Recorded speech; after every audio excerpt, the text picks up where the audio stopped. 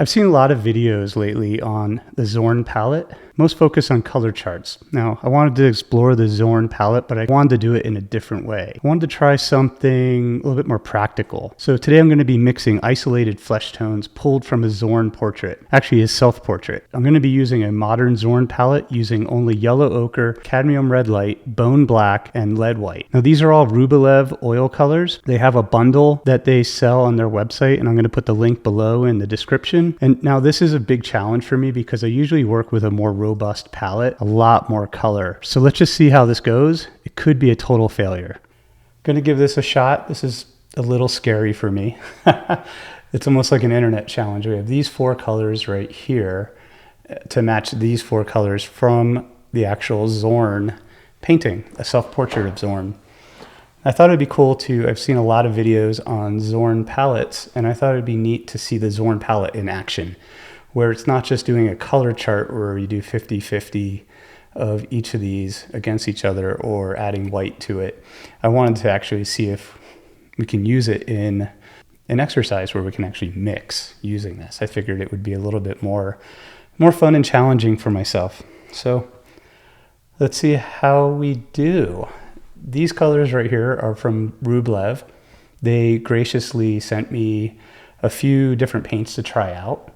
So we have this is our lead white number 1 is what they sent. Lead white number 1. This is their Blue Ridge yellow ochre, their cadmium red light, and their bone black, which is, I guess, their same as their ivory black. Natural pigments. This is a modern day version of the Zorn palette, which I think is going to be a little bit more helpful in mixing, whereas Zorn's palette was just there's like not a lot of chroma in it from when I was testing it out before. I'd played around with it a little bit and it was hard. So we're going to try mixing this color right here, which is our highlight color. Definitely want to go light to begin with. Get a little bit of that. And I'm seeing, so you guys get to hear my thought process, a little bit of yellow ochre.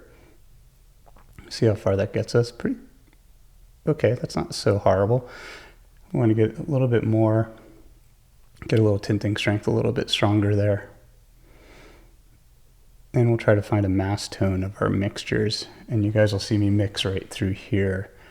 The colors, I just won't mix on the actual painting itself. Okay, so let's start with that. That's our yellow ochre with the white, lead white.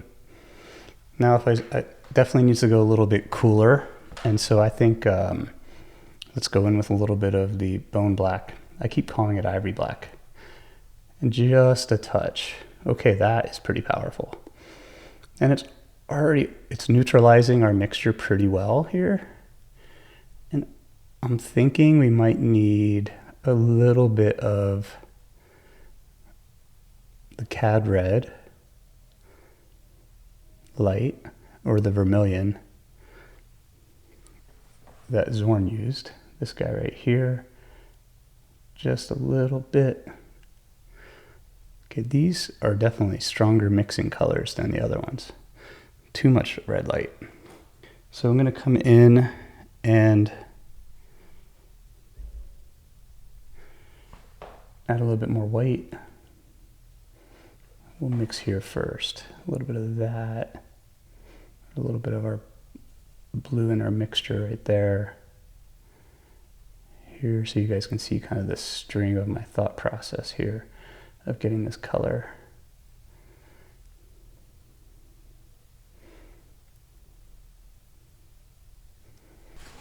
So their cad red light is way more intense than I thought. I'm so used to, this will be easy just to fix. A little bit more white. Okay, there we go. Nice mixture there. And we have a blue undertone still in there and a little bit more yellow.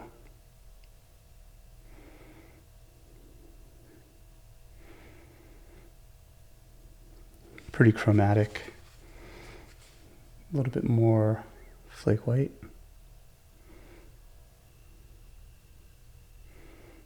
And actually, if we put it right next to here, we're getting really close. More white.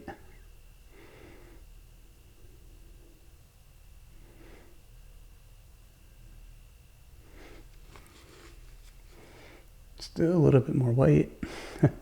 It's the lead white, which doesn't have an intense tinting strength. So we're going up in value here.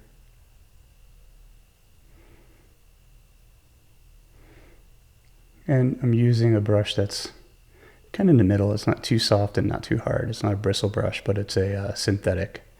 It's getting us closer. I'm going to mix in just, again, a little bit of the ivory black, but the bone black just a little bit here, just to knock this value down and take out a little bit of the chroma. And squinting a lot to see kind of what our mass tone is.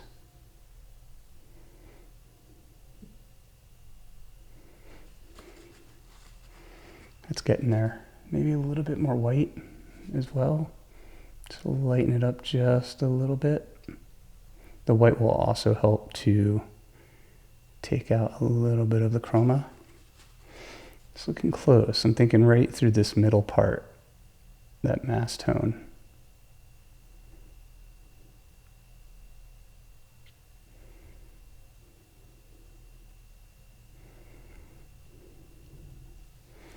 It's looking pretty good. We can really see already how these flesh tones are kind of fun to get. They actually aren't that hard to really achieve if you really think about it. So I think the Zorn palette's going to be kind of fun to use. Especially maybe, I think in an alla prima situation where you don't have a lot of time to mix.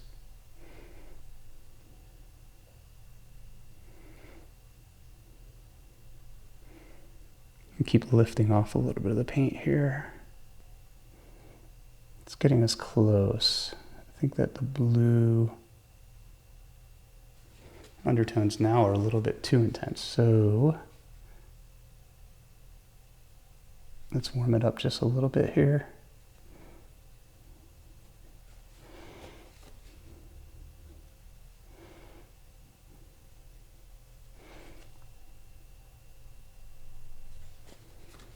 And a little bit of this.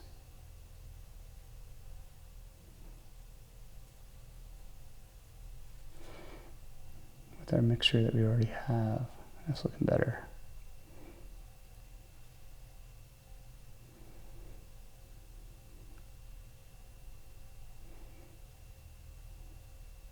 It's pretty close. If this was on a white canvas rather than a piece of glass, I think we would get it almost exact. Step back and squint, maybe just a little bit more light in here.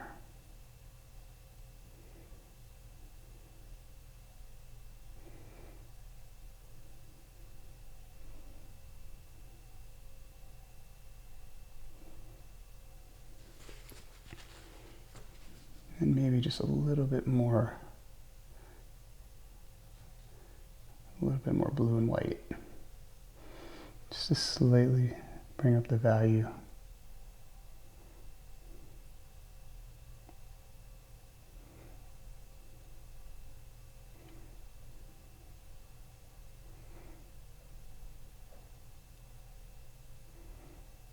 It's so funny, my natural inclination would be a little bit of green undertones in there. That looks pretty good. Maybe a little warm. Gets us in the ballpark. Let's do the next one right through here. And, you know, already playing with these colors, I've already kind of learned how I kind of want to think about these guys already. Definitely coming in with the ochre pretty strong here. A little bit of white.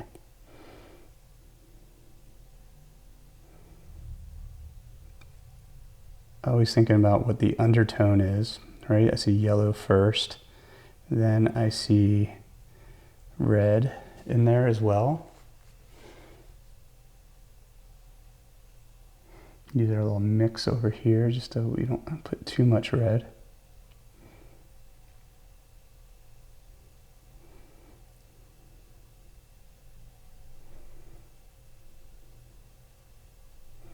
And we want to darken it, right? So I want to move more towards our blue, which is our black. I almost want to mix this with the yellow ochre to get a green and add a little red to it. That's close.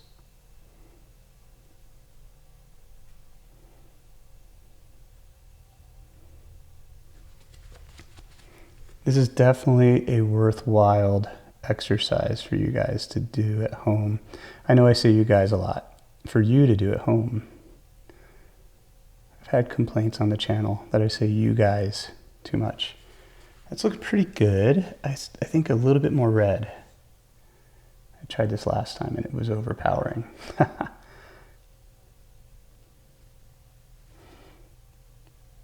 Really want to get the subtlety of what we see.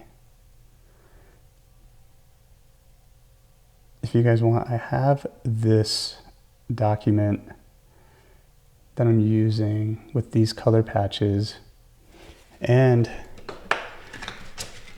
the Zorn right here that you guys can see. The Zorn where we have the highlight, the halftone, kind of a mid halftone as it pulls into shadow, and then our shadow color, which is right here. This is available for free on the Patreon site. Just sign up as a free member and it will be there for you guys to download and print out. If you have a good color printer to play around with this. This is certainly fun and challenging. If we think of the mass tone, it looks pretty good. Maybe it gets a little bit lighter. Again, that mixture of flake white and pink right through here. I guess the cadmium red light. These paints are amazing to use, by the way. They're very richly pigmented, which is great. So I recommend you guys get Rublev paint from Natural Pigments to play around with this. I think that this set actually is available on their site. It's the Zorn set. They're a very smart company. They have a lot of history that they include with the pigments and the pigments that they have. Really historical stuff. There's even a website, best practices website that they've put together for people learning how to oil paint. I'm a big fan, George O'Hanlon, and I even use the panels that their son makes, Anton makes, called Artifacts, which you guys have probably seen on here before. So I'm a fan. This stuff right here. Okay, so we're in this kind of red pink area. Let's start with red and see where we kind of move in from there. Okay, too red. Get a little bit, lighten it up just a little bit with the flake white or lead white. I'm sorry if I use terms that are similar to my other palette that I use my regular palette. I'm so used to flake white versus lead white. Flake white is a lead white. Okay, we put our base down of pink and I'm seeing some yellows in there. And it's also, oh wow, that's cool. It has like an electric quality. That's how you know the paint is really good paint too. The pigment is really, when you add it into another mixture, you really see it right away. Okay, look at that chroma.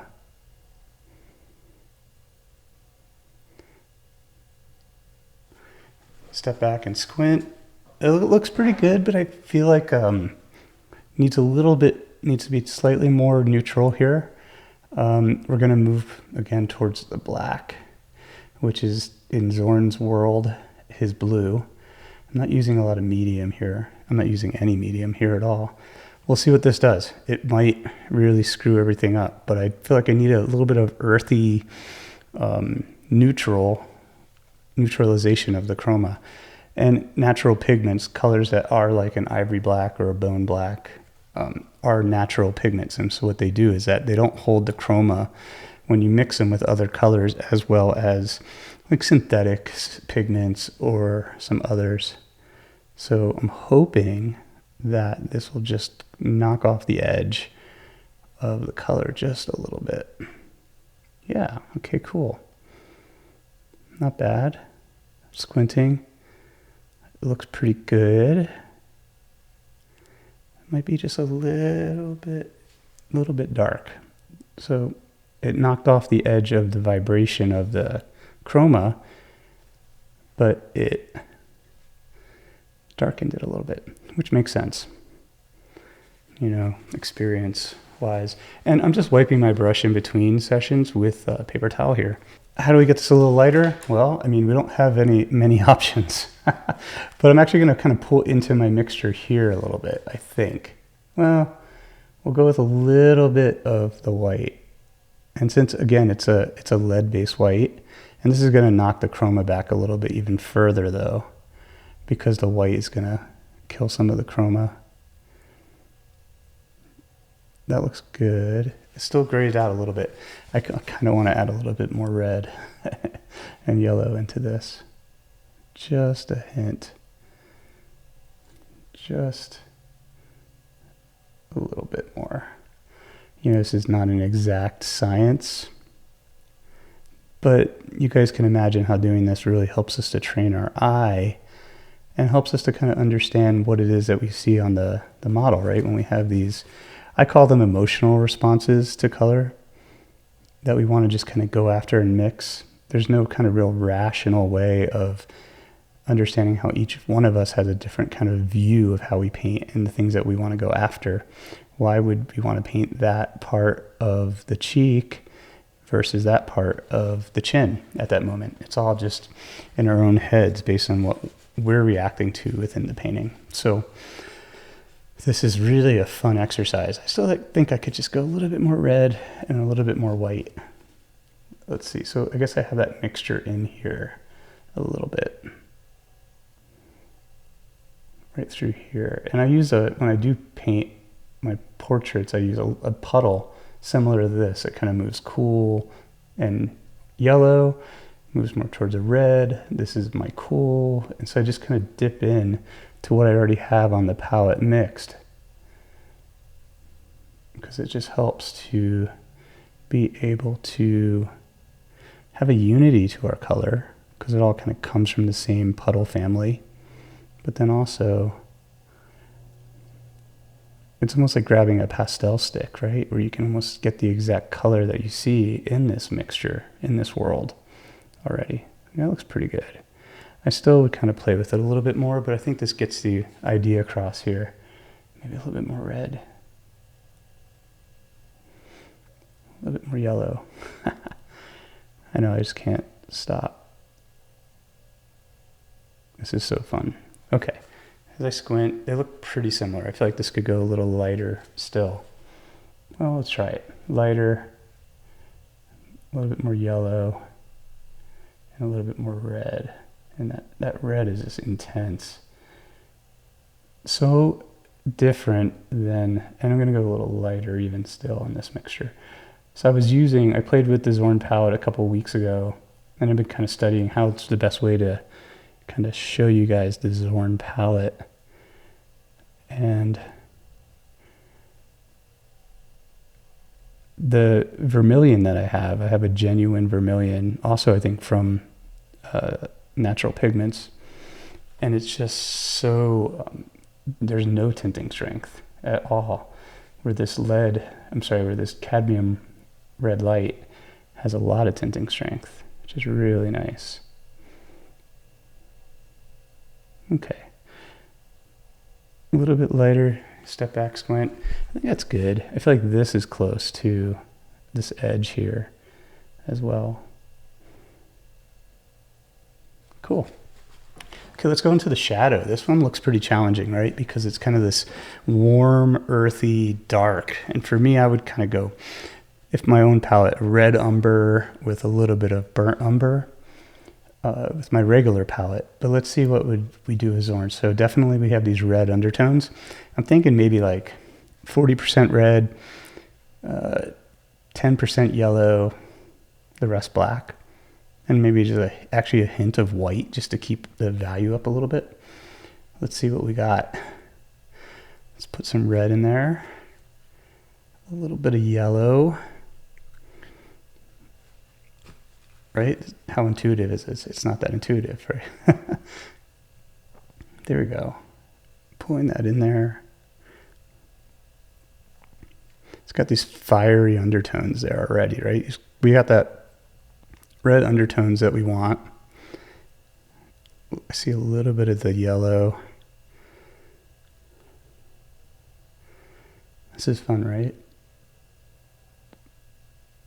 Again, watching me mess up color for, I don't know, we're going to film for like 21 minutes so far. Okay, so this is kind of my base, and I see we definitely want to go darker. So this darker is going to move us darker and bluer, right? So it's going to kill some of that red. So we might have to compensate. And the value of the red isn't a mid, it's like pretty mid, maybe slightly darker. So that's actually a good thing, because the red, we can go darker towards the black because the red will just lift it in value just a little bit. That's my thought process, at least.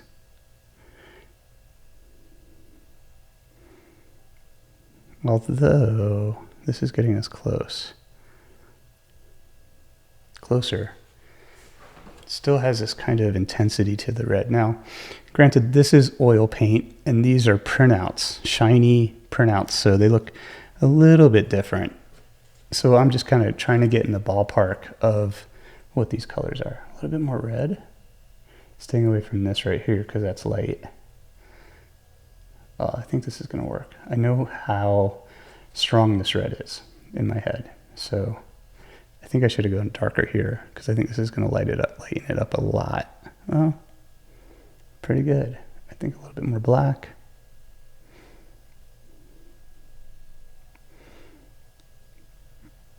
Okay, so very surprised that with just these 4 colors, and color I'm using loosely because lead white is warm, but it doesn't have a color really. It's like, this helps us with value, this helps us with value, light and dark, whereas these two help to steer us in different directions within midtones, within the reds and greens. Since this is kind of similar to a green, if we mix it with black, we get a green. This is looking pretty good. I'm going to add a little bit more red and a little bit of yellow in there. Just on this side right here, and we'll see how this gets us close. Yeah, that's close. Looks good.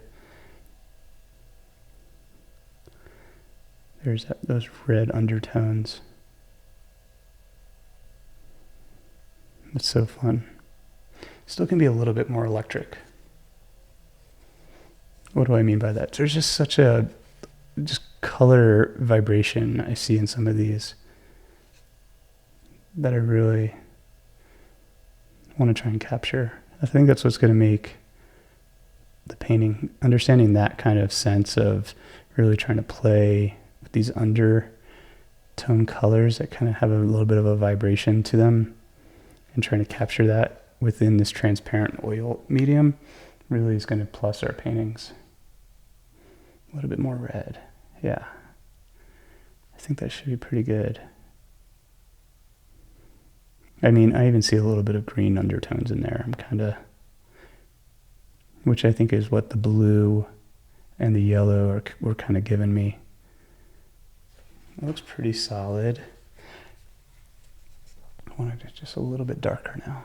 This is going to kill a little bit of that red. It's just a back and forth. Like I said, those green undertones. I was going to show you guys earlier how we can kind of get a green from the yellow ochre. There we go. I like that. That's pretty good. Again, in the ballpark. Value-wise, pretty good. I think oil paint, this has a little bit of a deadening to it, that this has a shine to it. This is more matte right now because it's more earth colors, you know, using the black. These kind of dull out a little bit, but I think that these are pretty close, I think. If you disagree, tell me in the comments. I hear lots of negative stuff on the comments, which is great. I also hear a lot of great positive stuff. More positive than negative. Keeps me learning how to do this stuff. 4 colors. We can mix beautiful skin tones, Zorn-like skin tones with the Zorn palette, the modern Zorn palette, contemporary Zorn palette. Really quick, we'll kind of play around with this green, and then I'll leave you guys. So if I want to get a green, right, get that yellow in there. Now, I always tell people like blue for me, or sorry, black is my blue, right? So if we take a little bit of this guy, and we're getting kind of this like beautiful yellowy green color in here, which is really nice. You can see how that'd be great for, again, skin tones.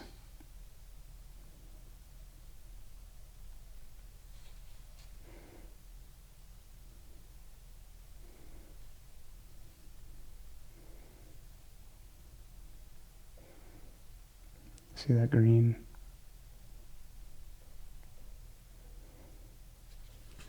And then just, God, this is so much fun to play with. Let's see if we can even lighten that up. You know, this would be blonde hair easily, right? That kind of green, ochre kind of color. Mixed with a little bit of this red.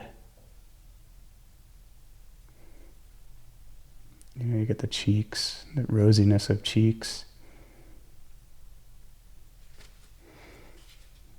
A little bit of yellow in here.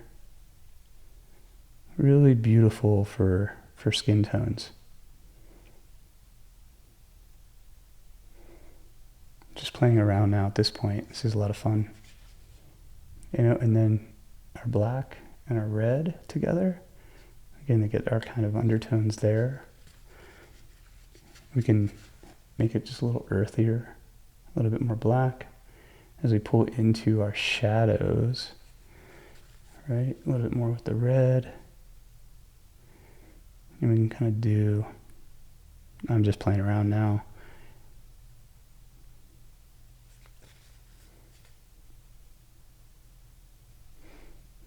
You know, a red gradient into the darks.